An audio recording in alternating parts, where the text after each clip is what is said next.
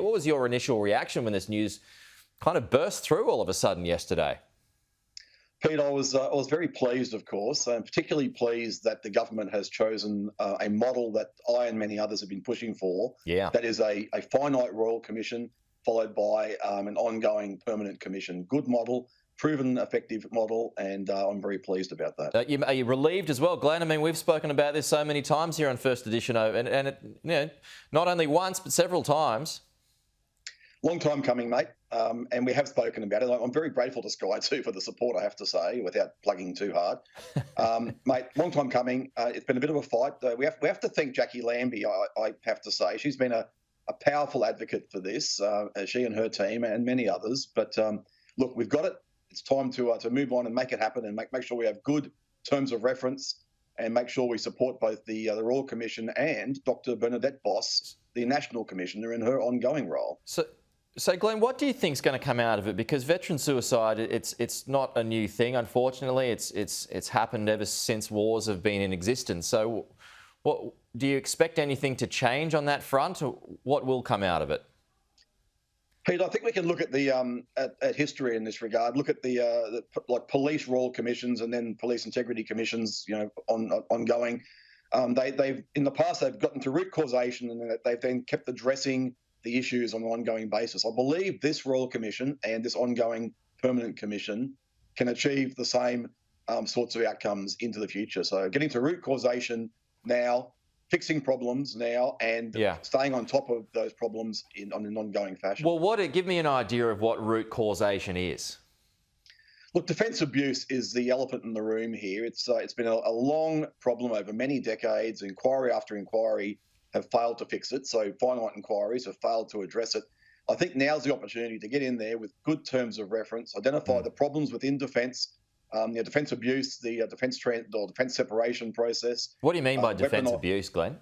Well, the way defence over the years, and we see it to this day, I see it every day in clients, weaponised administrative processes. The way defence uses its internal processes to target people and then remove people from service by these adverse administrative mechanisms, which really are not helpful and not helpful for individuals or the system or indeed the defence community. So what do you mean by like bullying vets when they return? Well, bullying for a start, but also systemic bullying, use of the system, the administrative system to target people, to bully people, to remove people who perhaps the defence doesn't believe fit into the system, and they drag them through these drawn-out administrative separation processes, kick them out under these administrative mechanisms rather than perhaps medical mechanisms, which are often more appropriate if there are mental health or other conditions. So the way defence uses its internal processes to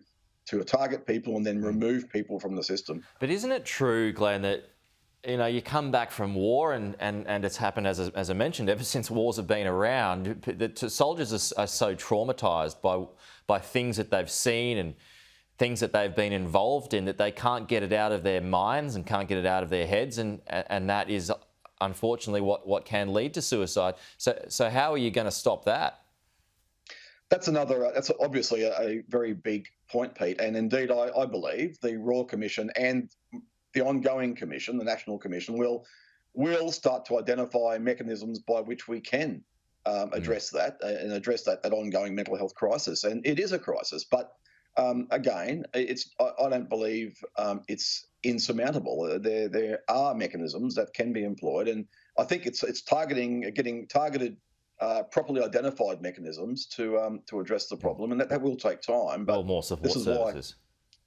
More support services, and properly funded and better funded and targeted support services, putting the tax dollar to better effect. A lot of DVA, Veterans Affairs money goes to some pretty dubious recipients out there. I think we need to be targeting where the tax dollar goes, and this is an ideal time to identify where that tax dollar is going. Yeah, and perhaps other programs to allow soldiers to transition into to normal life, to civilian life, and go on with perhaps other careers.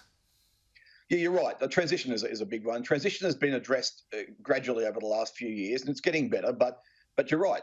Putting a lot of that funding into this transition process. I've had clients who have left defence, Special Forces clients, left defence quite broken, managed to get into vocational training as trades, for example, through some of the New South Wales TAFE programs that we've seen the government introduce here.